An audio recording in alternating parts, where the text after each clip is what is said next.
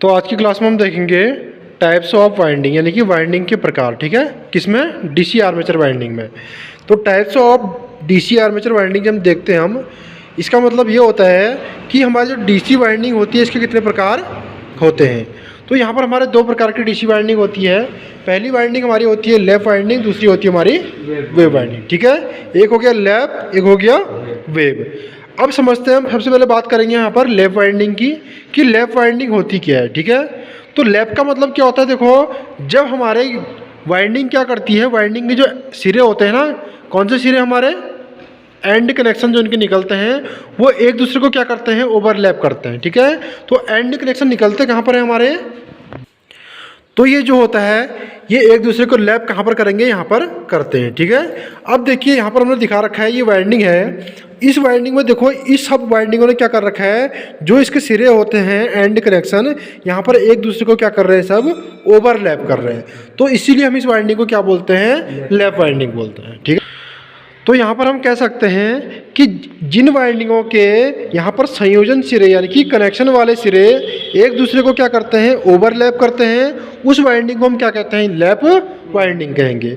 अब lap winding देखो कितने प्रकार की होती है। लैप वाइंडिंग मुख्यतः दो प्रकार की होती है। पहली हमारी आती है सिंप्लेक्स लैप वाइंडिंग और दूसरी आती है हमारी मल्टीप्लेक्स लैप वाइंडिंग। ठीक है, सिंप्लेक्स जो होती है हमारी वो केवल एक ही प्रकार की होती है, और जो हमारी मल्टीप्लेक्स लैप वाइंडिंग होती है तीन प्रकार की होती है। मल्टीप्लेक्स में पहला आता है हमारा यहाँ पर डुप्लेक्स वाइंडिंग, दूसरा आता है यहाँ पर ट्रिप्लेक्स, और तीसरा आता है यहाँ पर क्वाड्रुप्लेक्स लैप वाइंडिंग।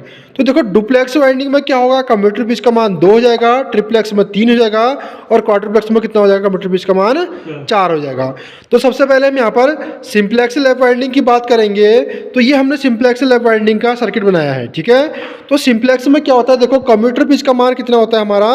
1 होता है। तो हम कह सकते हैं, देखो YC को हम डिनोट करते हैं कम्यूटेटर पिच से, और यहाँ पर हमारा कम्यूटेटर पिच का मान कितना होता है? 1 होता है। किस वाइंडिंग में? सिंप्लेक्स वाइंडिंग में। तो हमारी सिंप्लेक्स वाइंडिंग में कम्यूटेटर पिच का मान कितना रहेगा? 1 रहेगा। और यही क्वेश्चन हमारे एग्जाम में आता है कि हमारी जो सिंप्लेक्स वाइंडिंग होती है वहाँ पर कम्यूटेटर पिच का मान कितना होता है? तो कितना होता है? 1 होता है। ठीक है, और हमारी जो डीसी आर्मेचर वाइंडिंग होती है कितने प्रकार की होती है? तो कितने प्रकार की होती है? 2 प्रकार की होती है, लैप वाइंडिंग और वेव वाइंडिंग। अब लैप वाइंडिंग के अगर प्रकार पूछेगा तो कौन सी होगी हमारी?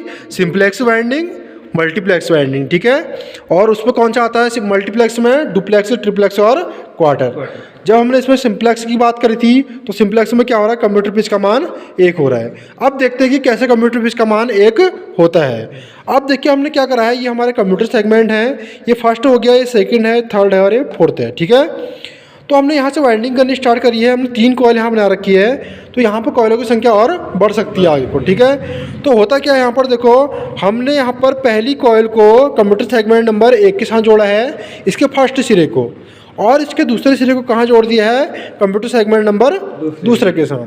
तो जब हम 2 में से 1 को माइनस करेंगे तो कितना आएगा हमारा? 1, यानी कि कंप्यूटर पिच का मान कितना हो गया यहाँ पर? 1। इस प्रकार की वाइंडिंग को हम क्या कहेंगे? सिंप्लेक्स वाइंडिंग कहेंगे। फिर दूसरी वाइंडिंग को हमने दूसरे सेगमेंट से उठाया है और उसको तीसरे सेगमेंट में क्या कर दिया? कनेक्ट कर दिया है। अब 3 में से हम 2 माइनस करेंगे तो कितना आएगा? फिर 1 आएगा। तो इस प्रकार हमारा कंप्यूटर सेगमेंट का मान कितना रहेगा? कंप्यूटर पिच का मान 1 ही रहेगा, और इस वाइंडिंग को हम कहेंगे सिंप्लेक्स वाइंडिंग। अब इसके बाद देखते हैं सिंप्लेक्स लैप वाइंडिंग के बाद अब देखेंगे हम मल्टीप्लेक्स लैप वाइंडिंग। तो इसमें बात करते हैं हम सबसे पहले डुप्लेक्स वाइंडिंग की कि डुप्लेक्स वाइंडिंग क्या होती है। अब देखो, जो डुप्लेक्स वाइंडिंग होती है, इस वाइंडिंग में कंप्यूटर पिच का मान कितना होता है? 2 होता है, इसलिए इसको क्या बोलते हैं? हम डुप्लेक्स वाइंडिंग बोलते हैं।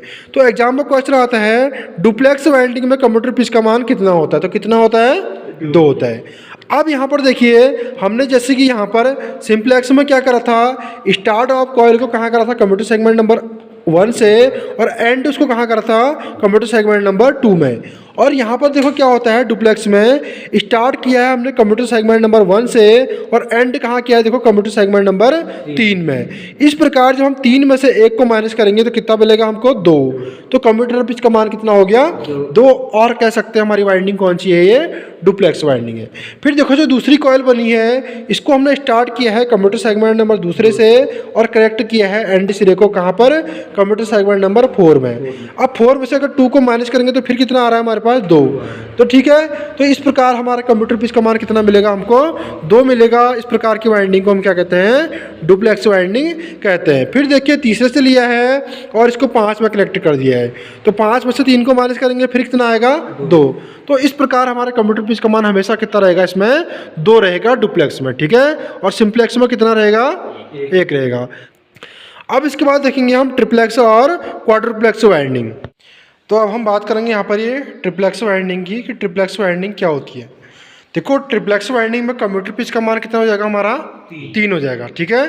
अब हमने यहाँ पर क्या कर रखा है, देखो फर्स्ट कॉइल का जो स्टार्ट सिरा है वो कम्यूटेटर सेगमेंट नंबर फर्स्ट के साथ कनेक्ट किया है और इसका जो दूसरा सिरा है वो कम्यूटेटर सेगमेंट नंबर 4 के साथ। अब 4 में से अगर हम क्या करेंगे 1 को माइनस करेंगे तो कितना आएगा 3 आएगा। तो कम्यूटेटर पिच का मान कितना रहेगा, ट्रिप्लेक्स वाइंडिंग में 3 रहेगा। तो इस प्रकार हम देखो दूसरी वाइंडिंग को हमने भी 2 से स्टार्ट किया है और इसे कनेक्ट कर दिया है 5 में। अगर हम 5 में से माइनस करेंगे 2 तो कितना आएगा, फिर 3 आएगा, ठीक है। तो इस प्रकार जो हमारा कम्यूटेटर पिच का मान रहेगा ट्रिप्लेक्स वाइंडिंग में कितना रहेगा, 3 रहेगा।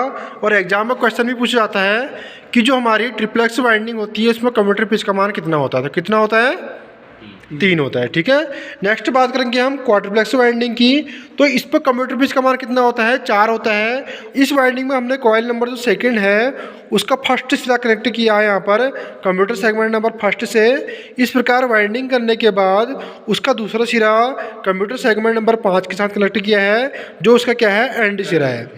अब 5 में से हम 1 को माइनस करेंगे तो कितना आएगा, 4 आएगा। तो यहाँ पर कम्यूटेटर पिच का मान कितना हो गया, 4 हो गया। तो हम कह सकते हैं कि क्वाड्रुप्लेक्स वाइंडिंग में कितना होता है, कम्यूटेटर पिच का मान 4 होता है। अब सेकंड को स्टार्ट कर रहे हैं देखो 2 से और इसे हमने कनेक्ट कहाँ कर दिया यहाँ पर 6 में।